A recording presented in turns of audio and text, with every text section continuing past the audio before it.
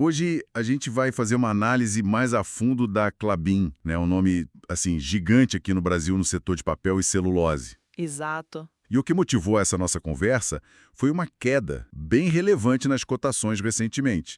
Então a ideia é olhar os dados para entender melhor o momento da empresa, o que esperar, né? Pois é, as informações que a gente tem de mercado mostram que as ações, tanto as preferenciais quanto as ordinárias, recuaram perto de 25% desde dezembro de 2024. 25%, bastante. Sim. E se a gente pegar desde os picos lá de 2021, a baixa já acumula uns 40%, mais ou menos. Isso trouxe o preço para aquela faixa dos 3,50 por ação, né? Falando da KLBN4 e KLBN3. Certo, 3,50.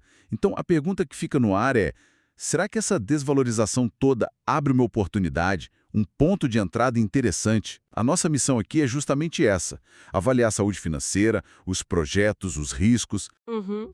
tudo com base no que a própria Klabin divulga e o que os indicadores de mercado mostram para a gente.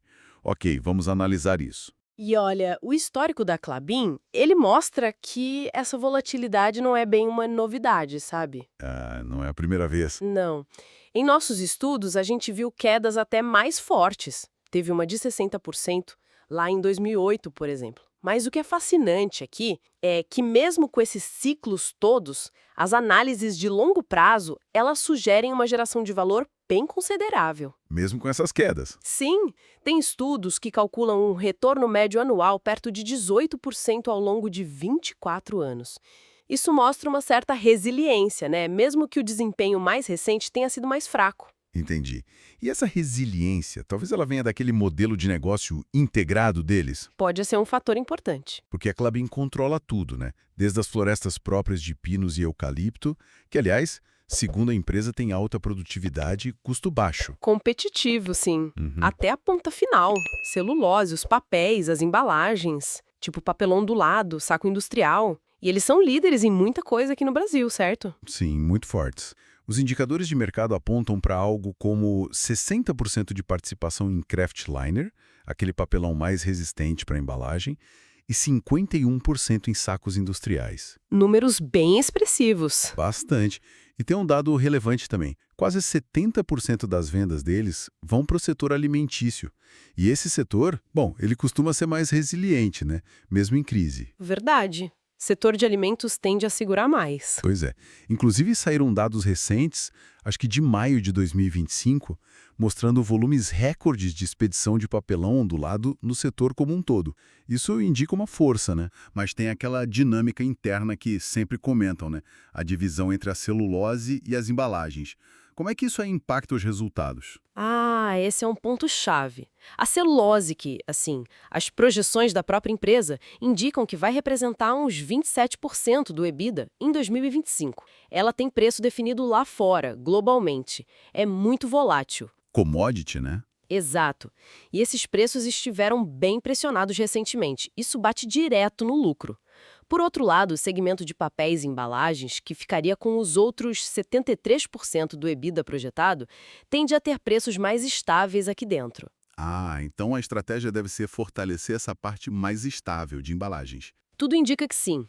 Parece que a ideia é essa: trazer mais previsibilidade para os resultados, depender menos da volatilidade da celulose. E aqueles projetos grandes, tipo o Puma 2 e a máquina MP28, eles entram nessa estratégia? Exatamente. Pelo que a Klabin tem divulgado, esses projetos são para aumentar o volume de vendas justamente de papéis e embalagens nos próximos anos. 2025, 2026, 2027 é um movimento claro nessa direção. Entendi. Agora, olhando a parte financeira, um ponto que sempre chama atenção é a dívida. A relação dívida líquida sobre EBITDA está em 3,9 vezes. Parece alto, né?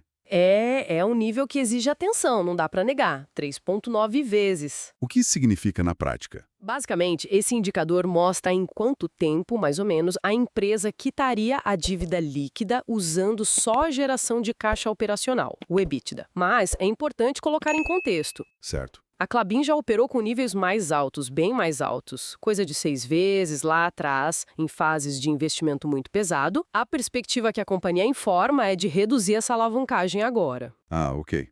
E como eles pretendem fazer isso? Menos investimento?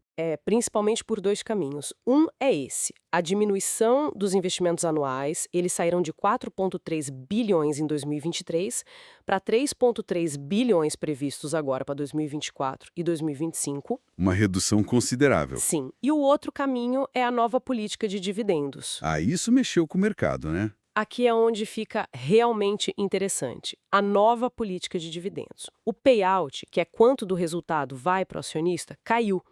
Antes era 15% a 25%, agora é 10% a 20% do EBITDA ajustado. Isso é uma sinalização clara? Não. Com certeza. É uma escolha estratégica bem definida. Vamos priorizar reduzir a dívida e bancar o crescimento em embalagens, mesmo que isso signifique, talvez, um dividendo um pouco menor para o acionista no curto prazo. E quanto foi pago recentemente? Nos últimos 12 meses, o pagamento total foi de 1,5 bilhão. Isso, na cotação atual de 3,50, dá um dividendo yield de mais ou menos 7%. 7%. Com a nova regra, fazendo uma projeção simples, um payout de 15% daria um yield de uns 5,9%, e se pagassem 20%, iria para 7,8%. Fica nessa faixa. Entendi. Além do dividendo, que outras métricas o pessoal de análise costuma olhar para a Klabin? Bom, o fluxo de caixa livre ajustado é uma bem importante. Nos últimos 12 meses, ele ficou em 3,6 bilhões de reais. Se a gente calcula o FCF Yield, Que é o fluxo de caixa em relação ao valor de mercado? isso, dá quase 17%. É um número que parte do mercado considera bem atrativo, potencialmente. Já o ROIC, que é o retorno sobre capital investido, Esse geralmente olham bastante também. sim, esse tá baixo no momento, mas a expectativa é que ele melhore conforme esses investimentos mais recentes, como o Puma 2, comecem a maturar e gerar mais retorno. Se conectarmos isso ao cenário maior, faz sentido esperar uma melhora. E em termos de preço da ação, existe algum preço teto de referência sendo comentado? Sim, a gente encontrou em alguns estudos de mercado referências de um preço teto ao redor de R$ 4,00 para as ações KLBN 4 e KLBN 3. E para a Unity, a KLBN 11, seria R$ 20,00. R$ 4,00. Como a cotação hoje está perto de 3,50, existiria aí uma margem de segurança implícita de uns 14%, mais ou menos, em relação a esse teto de referência. É uma métrica que alguns investidores usam para avaliar se o preço atual tem um desconto interessante. Então, para a gente fazer um resumo, o que tudo isso significa? A Klabin parece estar num preço mais descontado depois dessa queda recente, tem um negócio que é líder, é integrado, tem ativos florestais importantes, Correto? mas, por outro lado, tem desafios. A dívida que ainda é alta e a exposição à volatilidade da celulose. Exatamente. O crescimento na área de embalagens pode ser o grande trunfo para trazer mais estabilidade lá na frente. Mas a nova política de dividendos é um fator que pesa, né? Especialmente para quem busca renda passiva. É um ponto de atenção. É fundamental lembrar que este é um negócio cíclico por natureza. Então, analisar a Klabin hoje envolve pesar esses pontos.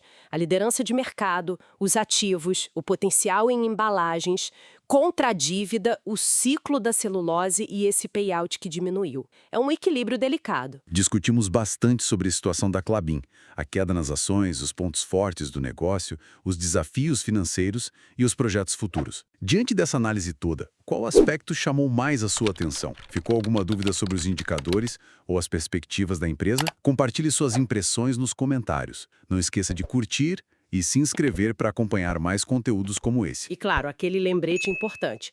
Esse estudo não constitui nenhum serviço de análise ou recomendação, tá? Este é um mercado de renda variável, bolsa de valores, onde o risco é inerente. Toda e qualquer decisão de investimento é sempre individual, de cada investidor. Um abraço e até a próxima.